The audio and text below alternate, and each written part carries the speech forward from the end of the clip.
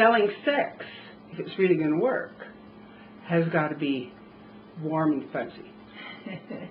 Or at least passionate and sweet. It can't be bad.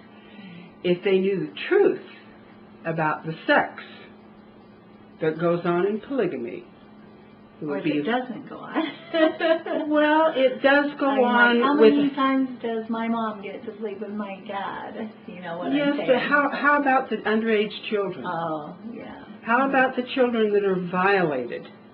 And it's all in the name of God. You say, Warren Jeffs was an isolated case. You and I know that he was not. You recently saw a show on television where a husband had several wives and went from bedroom to bedroom, kissing them good morning. What do you think about that? Well, it made my stomach ache because I've been there. And I remember how thinking, and my husband only had 2 wives, but I remember thinking how hard it was for him to get up out of my bed, and go to her room, her bed, to kiss her goodnight, or vice versa. And I remember thinking how gut ache, how that hurt. It's split again. It's that partnership that's severed and split again, and how she would feel the other way around too. And that was only with 2 of us. And especially when the bedroom scenes, and the bedroom is the most intimate place in any situation. So his whole show starts out, my 5 wives. He gets up and it's like, my 5 wives, me, my 5 wives. I'm the hero. I'm the stud here. I'm the pimp here. And it starts right out, right, like you just said, sex selling. He gets out of one wife's bed, goes to the other bed, kisses her, talks to her, goes to another bed, kisses her, does this to the 4 other wives. I thought, now who's he going to smooch the most? Who's he going to lay on top of and act like he wants to have sex with? I mean, you know dang well this is going on. He left my room. Is he going to do that? My gut hurt. And I can imagine women who've gone through that and know that pain and know that hurt felt the same way I did. I didn't think it was pleasing in not one single bit. I bet there's a lot of guys that were really tickled about that. He's going through one. And then the rest of the scenes, for heaven's sakes, almost every one of them, other than the kitchen scene where they're eating together, is in the bedrooms again. In the most intimate space that is offered in this whole world is in a bedroom, and yet everyone's on so-and-so's bed, on the next wife's bed, on her bed. I truly, personally was appalled. I thought, well, here goes, sex is selling. This is what they want to hear. This is what the public, they don't want to hear the hardships, the heartaches, the children. I looked at the children's faces when they were doing that birthday party and that kisses. I looked at the wives' faces and I wanted to cry for them. It was like, those kids don't look happy. Going back to the tension about children, I remember having family gatherings. I loved my dad. I thought he was the coolest person on earth, and I was number 12. And I was 4, so there were 3 more after me by then. And I remember thinking to myself, my daddy loves me, and he loves all his kids. But I only remember a couple of times in my whole life having an individual experience with him, and I wrote about him. 1 or 2 times in my whole life having an individual experience with my father. And as time went on, it got less and less and less. And that's my thought. I thought, okay, so what if he is a cool guy? So what if he has charisma? So what if he's cute? So what if he's not? But how much attention, individual love, are those children and those wives getting? How can he possibly spend more and talk 25 kids, 24, and talk about having more? I just think that's selfish. I really believe it's selfish. If it weren't selfish, and if it were really a choice, the Learning Channel would be presenting in love and sweetness a woman with several husbands. Hey. They're not going to. If it were really not a dual standard degradation of women, they would equalize it and have both sides. They're not going to.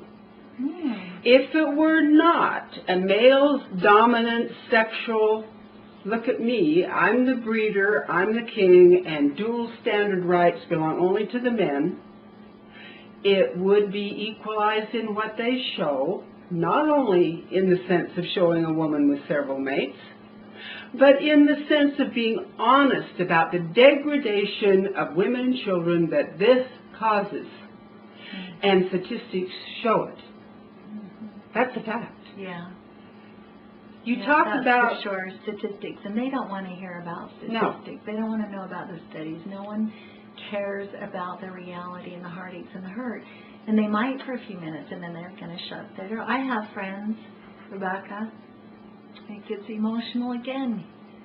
I have friends who have said, I don't want to hear about polygamy. And I try real hard not to make that my whole life. But even if I bring it up once in a while, it's like, I don't want to hear it. It's too sad. It's too hurtful. It hurts me. And they shut the door. And this is what I'm talking about. This is an example why people don't want to hear it. They don't want to hear it. It hurts too damn much. I said, thank God that there were people for 200 years who listened about slavery, and finally people who cared enough to end it. Right. So that's how I feel. It's like I can't just stop. I want to all the time. You can't just stop when you know this is modern day slavery. I mean, modern, for hell's sakes, it's been going on for almost 200 years, but 100 years, almost 200 years. And you don't just, when you're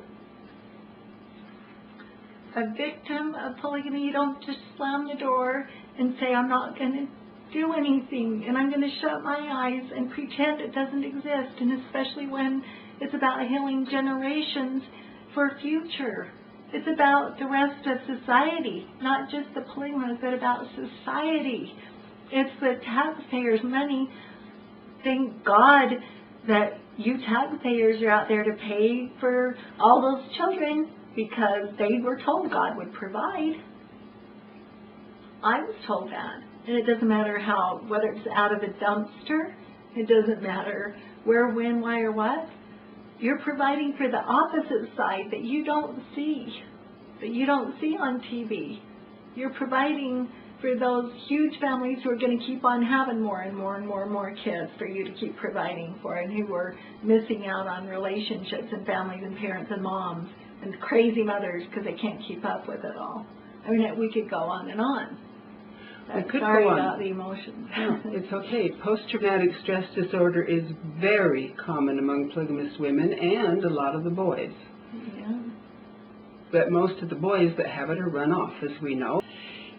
We have a television that is glorifying the degradation of women without even acknowledging the truth of their pain, the truth of their sacrifice, the truth that they're diminishing right to have love and romance throughout their life.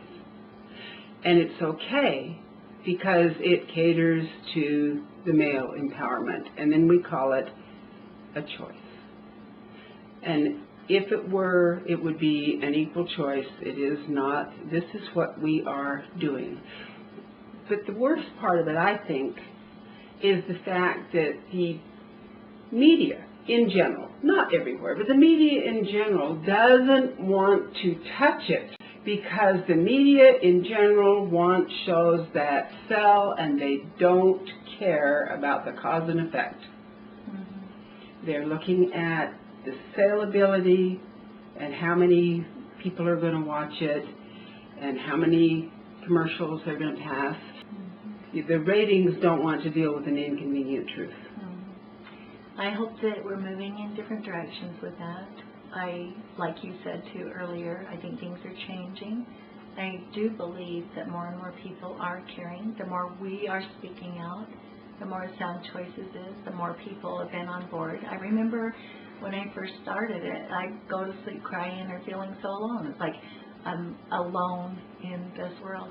And I knew I wasn't, because I know that there are many, many people out there, hundreds, who feel and think the same way, but weren't and couldn't speak out. Kristyn, yeah. You mentioned a little bit ago about children being adopted into polygamous families. And you mentioned that you saw on TV that a big polygamous family wanted to adopt children and bring them into polygamy. What do you think of that?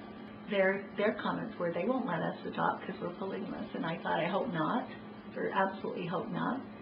And they've already got more than, in my opinion, of course I'm not God, but that they can handle, and that we were just talking about individual care and love, and how they've got 24, heaven for sakes, 24 kids, and their dad has to try to make ends meet. He's already struggling, he said that, and things with the economy are going down, and does that mean welfare? Does that mean what if they did lose their jobs?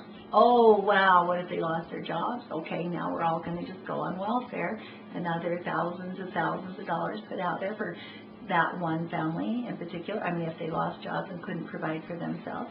And aside from all that, a child from a foreign country that has 24 plus siblings that look different than them, who they might be loved, they might be honored, they might be respected. We had a little guy in our school that everybody was drawn to, a little black kid that we all just adored.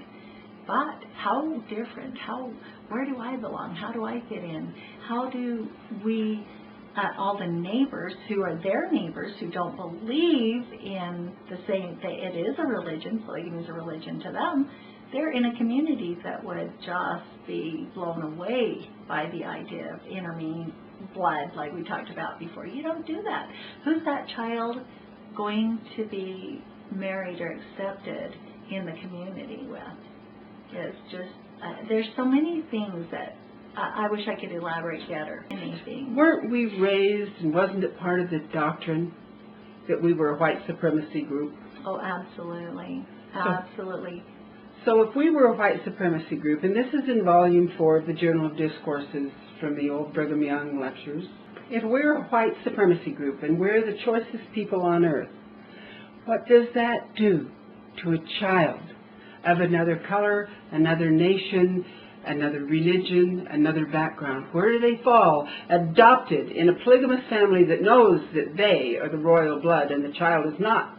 This family is trying to be a progressive family. That's another reason I felt that it was in a sense, very selfish. I don't believe, even though they said so, and I'm again judging somebody's heart, I guess. The mother wanted to reach out and adopt a child from a foreign country because that's her heart. That's what she does, is feel sorry for kids like I do. I want to bring them all home and love them and kiss them and help them. So I understood that. But this self-centered part felt to me that it was partly about the show too. It was like, see, we're progressive. See, this isn't about our religion any longer. It certainly started out that way. See, this is about us being accepting. This is about us reaching out and showing, what about that child? What about that child's life? And how are they going to be raised in a completely white family with relatives all around them that still are white supremacist thinking people? Exactly. And we've both seen that happen, haven't we? Oh, yeah. And it wasn't good. Several times. And it wasn't good. Yeah. Very difficult for the child. In the overall premises, your radio show presents the truth from many voices. And that is why you have the radio show. Because you want to educate anyone, everyone, of what really happens in the lifestyle choice that has no choice. Right. In the religion that is based on thou shalt not think. In the land of the free and the home of the brave, where religious slavery has precedence over human rights. And this is your premises. And I want to thank you for that premises. It's people like you that reach out and touch the hearts of the thinking Americans that realize they must stand up for what they believe in, because if they don't stand up for what is the dedication of their heart and their own honesty, they will soon find that they cannot stand up for what they believe in, that they have lost their freedom. And this is a step in the wrong direction for America. Absolutely. It certainly is. Kristyn Decker, thank you so much for allowing me this interview. Thanks, Rebecca.